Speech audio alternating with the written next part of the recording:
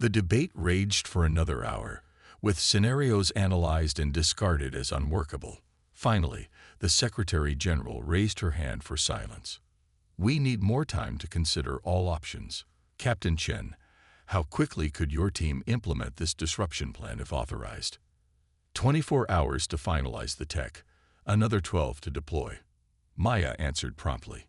The Secretary General nodded. "I'll inform both alien commanders that Earth requires 3 additional days to consider their proposals. That should buy us the time we need." As the meeting adjourned, Admiral Katri pulled Maya aside. "This plan of yours, the insertion team would be facing near certain death." Maya met her gaze steadily. "I'm aware, Admiral. That's why I'll be leading it myself." "I can't authorize that," Chatri said sharply. "You're too valuable." "With respect, Admiral, I designed this protocol with Dr. Okafor. I understand its complexities better than anyone else." Maya's voice softened. "Someone has to do this. I'll handle it." The Admiral studied her for a long moment, then nodded once. "Very well, Captain. Assemble your team." Over the next 24 hours, the UEDC facility transformed into a hive of activity. In the central lab, Dr. Okafor, a brilliant Nigerian quantum physicist with perpetually disheveled hair, worked alongside Maya to finalize the disruption devices. "These need to be completely passive until activated," he explained, showing her the pill-sized devices. "They'll appear as inert metal to their scanners. Once planted near their central communication nodes, you'll activate them with this." He handed her what looked like an ordinary wristwatch. Maya slipped it on. "Range? 10 meters. The moment you activate them, you'll have approximately 3 minutes before the disruption cascade begins." His expression grew serious. "Maya, once it starts." "I know," she cut in. "No turning back." Lieutenant Sabri, Maya's security specialist, approached with equipment cases. "Suits are ready, Captain. They'll mask our biosignatures enough to fool their sensors into reading us as members of their own species." "Good work." Maya reviewed the team roster one last time. Herself, Sabri, Dr. Callaghan for technical support, and Lieutenant Park for navigation. 4 people to determine the fate of humanity. That evening, the transmission came from both alien fleets simultaneously. The Vexeri commander, a tall, luminescent being with 6 appendages, appeared on the left screen. The Drossman leader, more humanoid, but with iridescent scales and vertical pupils, materialized on the right. "We accept your diplomatic envoys," the Vexeri announced, its melodic voice translated through Earth's AI systems. "Arrive unarmed as agreed," the Drossman commander added, its voice deeper and resonant. "Any deception will result in immediate termination of negotiations." After the transmission ended, Admiral Katri faced Maya's team. "This is our one shot. The diplomatic shuttles launch in 6 hours.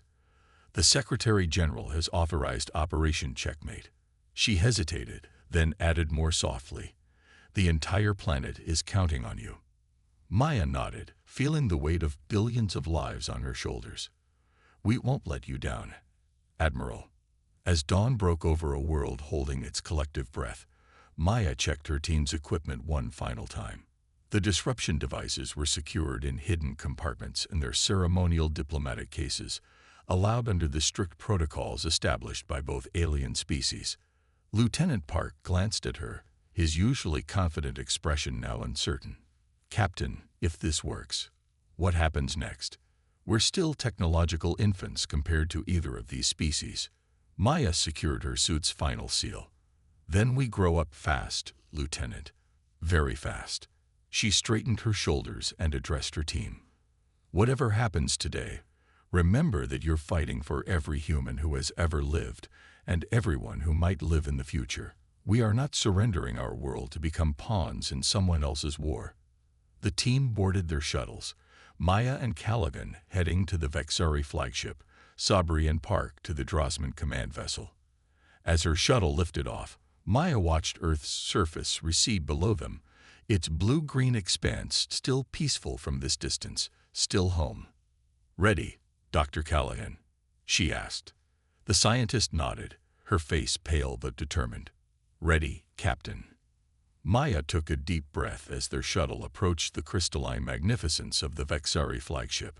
"Then let's go make history." Humanity's Gambit. The interior of the Vexari flagship gleamed with crystalline structures that seemed to grow organically from the walls. Maya and Dr. Callaghan followed their alien escort through corridors that pulsed with soft light, their diplomatic cases clutched tightly in hand. Their biosignature masking suits functioned perfectly. The Vexari treated them with the cool formality reserved for neutral emissaries rather than potential subjects. "The command nexus awaits your delegation," announced their escort, a slender Vexari with luminescent patterns flowing across its surface. "The hierarch will join shortly." Maya nodded, keeping her breathing steady despite the adrenaline coursing through her veins. Through her earpiece, she heard Lieutenant Sabri's whispered update. "We've reached the Drosman Central Chamber.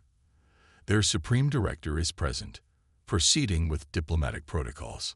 The command nexus was breathtaking.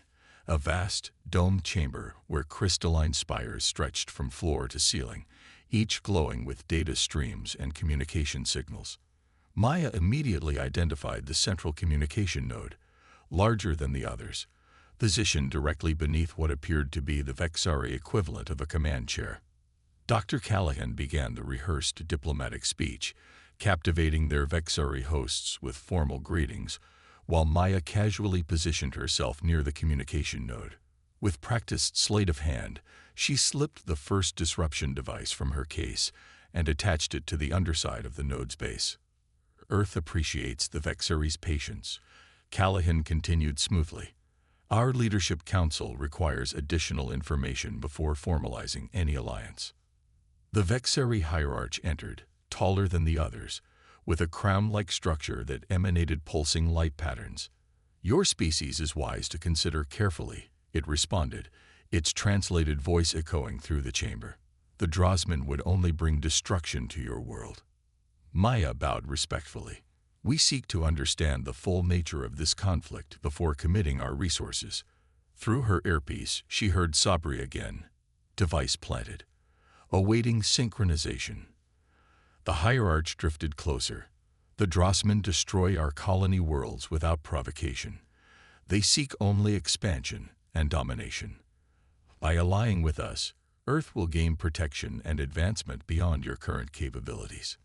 Maya nodded solemnly, checking her watch.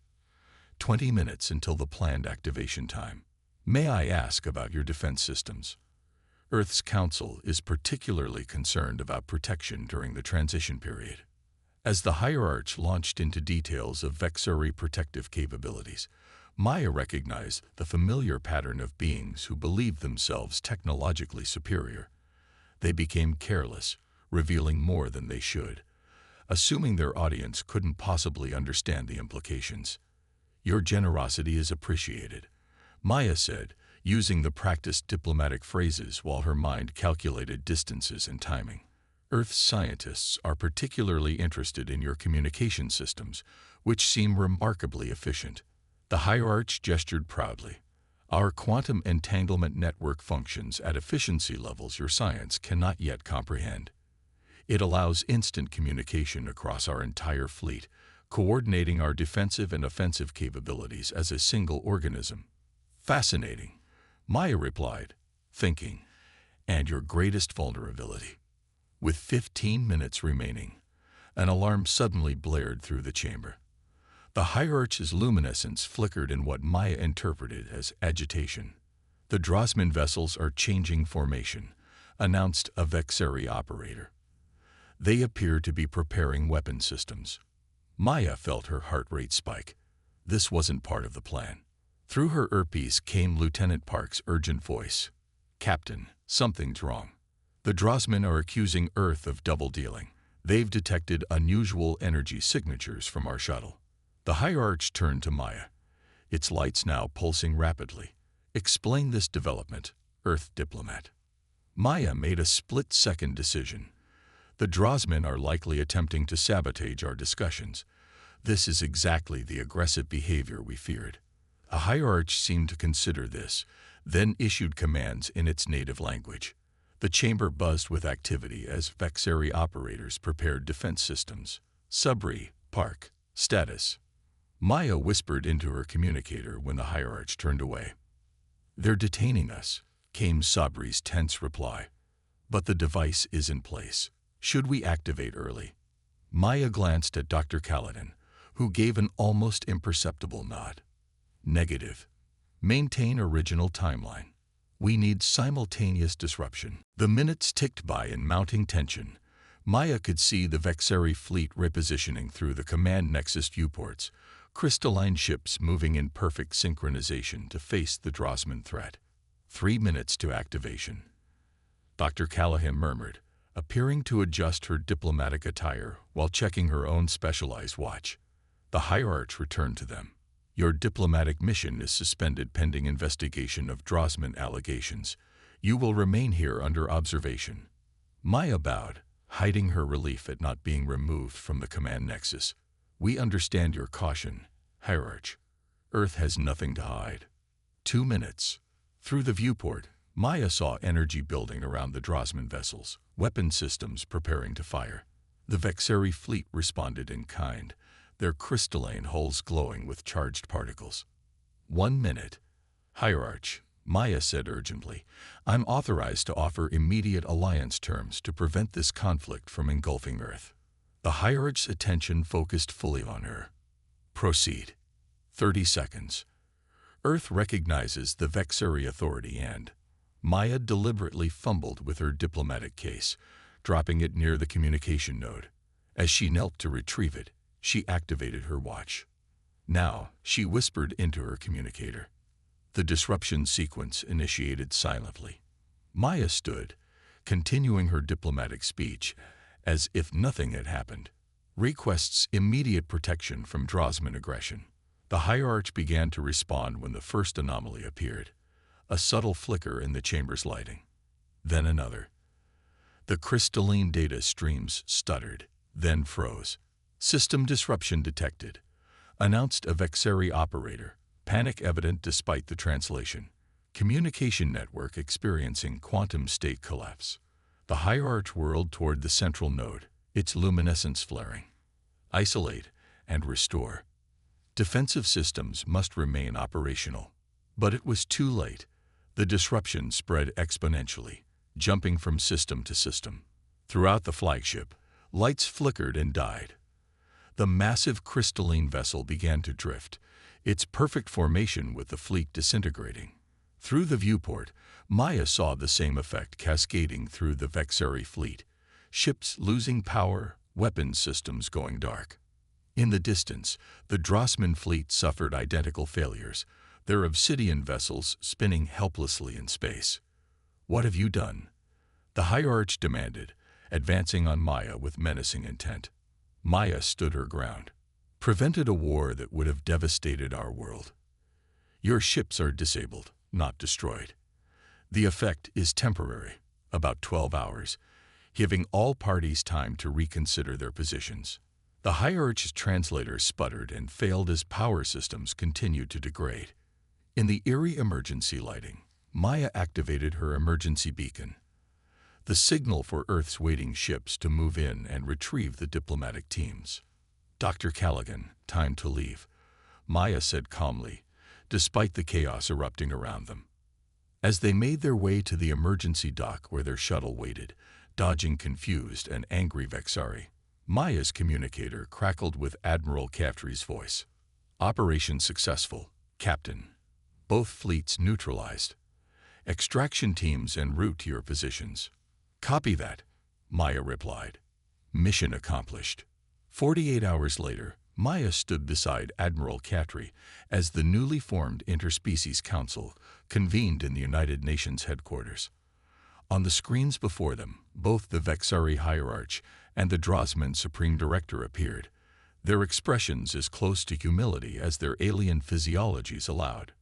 "Let me be clear," Admiral Caftri addressed them. "Earth is not interested in becoming a pawn in your territorial dispute. We have demonstrated our ability to neutralize your military advantage when threatened. The Secretary General stepped forward. However, we are interested in peaceful relations with both civilizations. Trade, cultural exchange, scientific collaboration. These can benefit all our peoples.